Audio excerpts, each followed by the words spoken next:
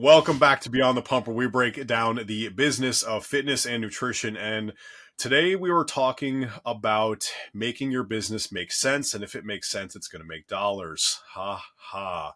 I love a good dad joke. But a lot of times people are making it really hard for your consumers to give you money for various reasons. At the core of your business, with the function of that's what you need to do in order to have a business, in order to make money. Like, you need to make sure that they give you money. We talked about payment processing when it comes to Rise CRM and things like that. There's a lot of options out there to go ahead and collect money. This is not a tax and everything conversation or whatever. So this is going to be a strategic thought process on it. There's like two big things that I would say: the offer structure and like how you're presenting and paying. And then there's also the actual tactical process of collecting the dollars for the offer that somebody selected. Those are the two big buckets when it comes down to it. And I know, Andrew, you had a story, because we have talked about this before a little bit. You had a story with a gentleman that you were working with in the gym, and he had, I think we called him Bobbert or something like that. He had the most ridiculous price list of all time. Break that down real quick. Historically, and I'll say this, the Atlanta market and personal trainers don't do well out here. For whatever reason, maybe it's a fitness thing. I think it's just most people don't know how to run a business. It's a hustle culture, and it's a fly by the seat of your pants situation. Phoenix, very different. So those are the two backgrounds that I've had when it comes to this stuff. And the thing that seems to work reasonably well, you tie the dollar amount to an outcome, not the work. And so this individual was so excited because the idea that more information, it creates more value. And so this guy lists everything. He's like, okay. And then he lists the total price point next to it. So he was like, all right, well, if you do the basic package, you're going to do one training session a week, one nutrition thing a month, whatever. And I think it equated to somewhere roughly like $700 a month. And then he goes into and it's like 5 tiers. It's 5 drop downs, and it's on a single sheet of paper that I think, it's like kind of a shitty red color. It's like a really poorly designed Canva template. And I love this guy to death, one of the nicest guys. And I still, get the privilege to hang out with him and learn from his genius zone, which is a lot of the stretch therapy stuff. And so he's going through here in zone 2, like, his second offer is, it basically double that, $1,400, and then it goes triple, quadruple. And I think the top offer was 2 Pilates sessions a week, 1 nutrition coaching session a week, and 4 personal training sessions a week, something along those lines. And then the sticker on the end was $6,900 per month. So I was sitting here thinking, okay, so what you're telling me is if I give you $7,000, I now have to do all of this stuff. I'd rather just go get $7,000 and go get liposuction if I were someone that were trying to lose some body fat. Seems a lot less painful and a lot less effort. And so when you think about the value proposition of these things, you're competing with very quick medical grade interventions that will give them the outcome that they want and significantly less effort for the same price point if you're in a premium fitness location. Training sessions not coming in enough times per month, and ultimately making $900. Well, hey, let's just charge $1,500 a month, create the outcome. You'll be able to work out 4 times a week, whether you're here or traveling, and like just lock that in. And it was this whole, well, what if they don't come in every time? Like, we're not basing it on that, right? There's a capacity business operational thing that we need to solve. But like, chill, you're at 6 clients. It doesn't matter right now. Like, it's not the conversation that matters. So the offer side of things, tying it to the outcome, is one of the best ways that you can structure an offer, right? A lot of times it's, I'm going to go charge $100, $200, $300, $500, $1,000 a month, and I'm going to deliver the things. There's a mindset thing around the money and the dollars. And I get that. This isn't really about that. But first things first, you have to sell an outcome. And if it's going to be, hey, I'm going to get you to be able to grow your business, be able to help you create better results for your clients, and allow you to actually take some time off while running this business for $97 a month. Do you care about the how? as long as I actually follow through with what I said I'm going to do. Like that's our offer. That is what the coaching operating system is. You get 3 certifications, you get a CRM, you get marketing and fitness and nutrition templates, and you get these coaching masterclasses, and you show up for nutrition enhancement conversations, and you have a community, and you have all these things. And those things are important. But at the end of the day, we want to help you grow a 6-figure business, get better outcomes for your clients, and not hate the business that you build for $97 a month. Which one for you on the receiving end is a way better sounding thing? So same token for your clientele, hey, I'm going to help you get in the best shape of your life, get in the body you want. So next summer you can wear the bikini you really want to wear. That's going to be $497 a month. The how becomes a little less relevant. Now, when you're in a conversation, you have to set expectations. In order for me to achieve this outcome, you have to thing. And that's part of the commitment that has to happen, because you don't want them coming in like, oh, I paid the money, I should just lose the weight, or oh, I should grow my business. No, there is work involved, but your unique selling proposition, your intellectual property, your individualized system that's all about you is what they're buying to create an outcome. If you always tie yourself down to, I'm going to give you this many minutes, hours, sessions per week, whatever it is, that becomes a little bit different of a scenario where people are now paying you for your time rather than paying you to create an outcome for and with them. So, Yeah, I think it's a really good call out to also indicate, like, obviously there's something to be said around proposition, in that the assumption there was tying the value of the outcome to a dollar amount, and the explicit nature of that was selling the work instead of the outcome. But I think it is important that when you're doing your value propositions, you're trying to figure out collecting the money wise. There's kind of 2 levers that you want to make sure that you're indicating, because, much the same way that we've had a consulting client that is in the allied health space, and they hired us as, consultants. And frankly, they couldn't implement a lot of the strategy that we had discussed. So there has to be a function of, this is the amount of effort, these are the expectations that we have for you. We're going to give you the expertise, and it's a shared effort perspective. But I think a lot of coaches forget, when they're doing those value props, is that there's an element of effort that's expected. And when the client then gets confronted with that, and they're like, oh, wait, I wasn't expecting that, it now completely devalues the entire process, which is why when we talk about something like Rise CRM, obviously the Health Coaching Success Academy, and all the bundle that Steve just mentioned, the assumption there is that people leverage those things. We're not going to do it for you. And that's why I think in today's fast fashion style of culture, where people expect I pay the dollar amount and I want the result, but I don't want to put the effort in. I think it's really important that you qualify the people. If they're willing to do the effort, then you should definitely give them your expertise. But if people cannot or will not do the effort, I don't think you should sell them your expertise, frankly, because that's where it's an ethical limitation. And so we know that from people buying certifications at NCI specifically, only 9% of people would complete it when left to their own devices, and they wouldn't care about that. And they would sit there and they would just try to feed the beast, and they would try to sell more courses instead of get people to actually get what they wanted from the courses. And so as we continue to grow the Health Coaching Success Academy, the things that we would like to do are make the efforts a little more shared and help guide people through these things. But right now, the certifications are, they're do it your own pace, but that means you have to do it. It doesn't mean like, oh, I paid for it, I'm now a certified nutritional consultant or a coaching psychology and communication specialist. Like, that's not how that works. If you're going to pay the money, do the thing. If you're not going to do the thing, don't pay the money. 100%. You need to make the commitment to get it done, and that's what you need to expect of your clients. And you need to appropriately relay the expectations on the other side. Like, Rise CRM is in there. Cool. It's great. If you never use it, then you can't take advantage of it.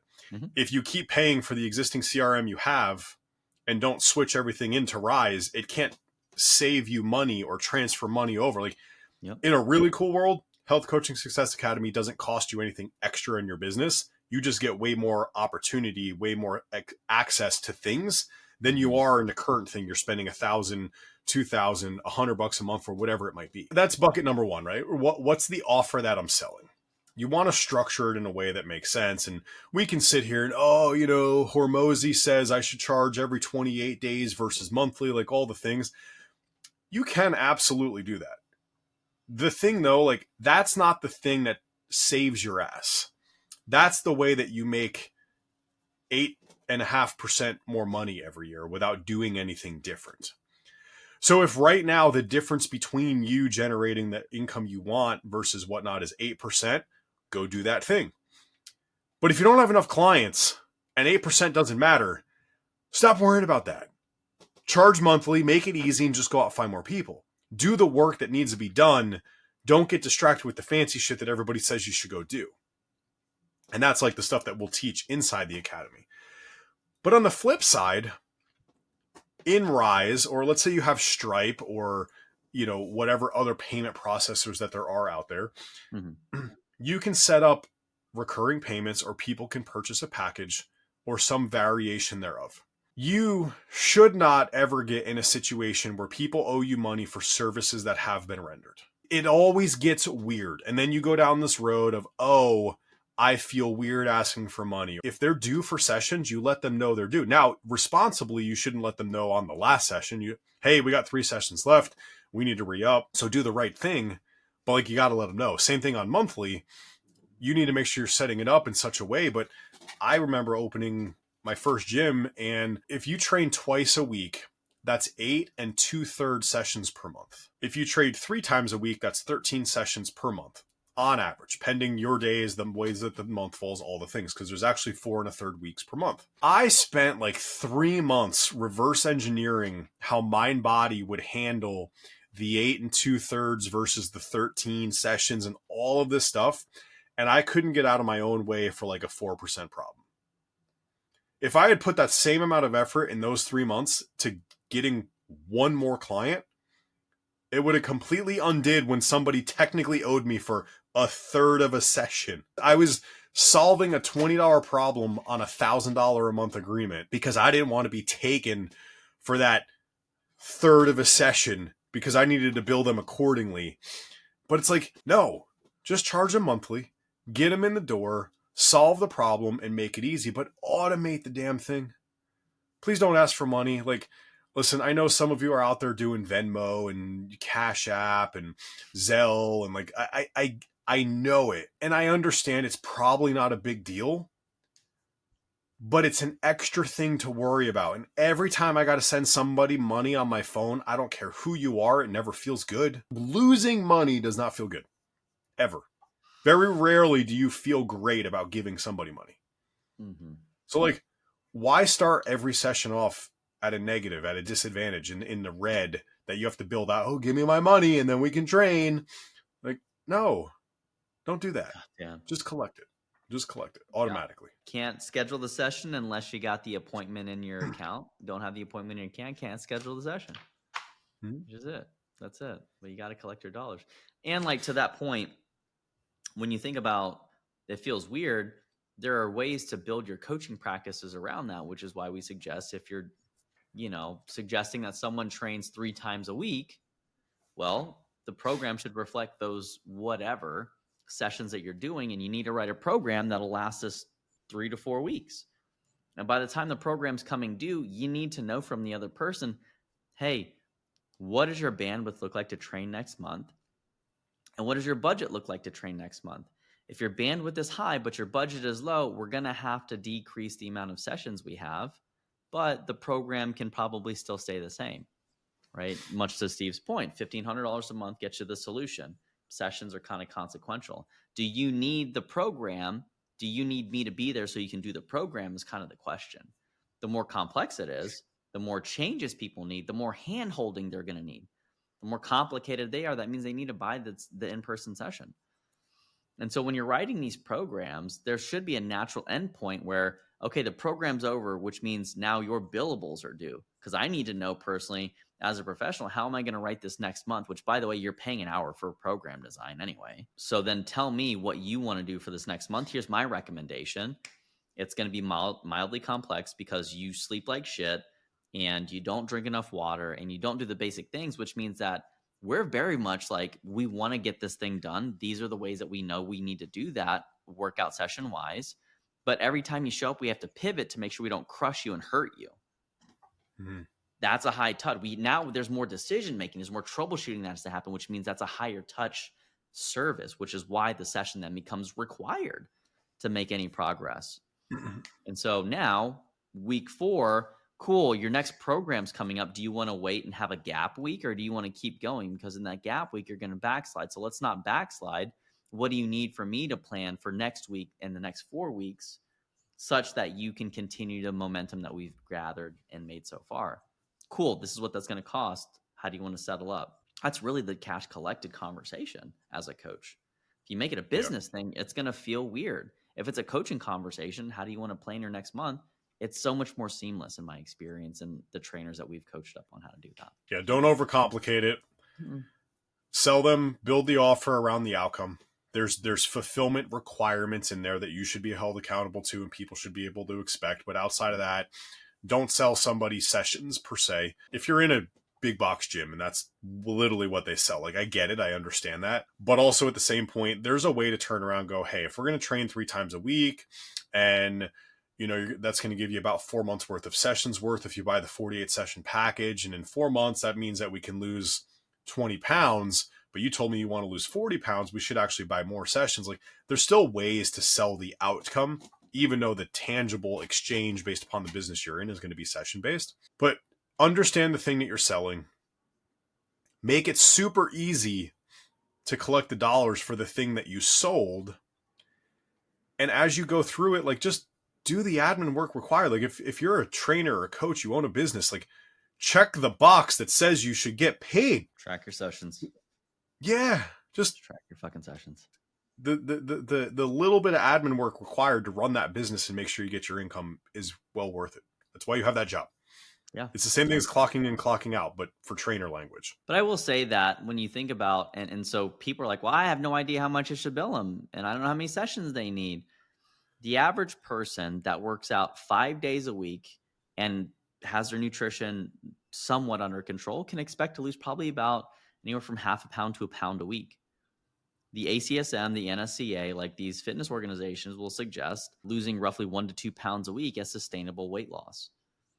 So when someone says, I want to lose 40 pounds, okay, that's 40 weeks of doing the shit that you need to be doing correctly. How long is it going to take for us to do the things and teach you the things to do the things and then keep you on track and not have you fall off?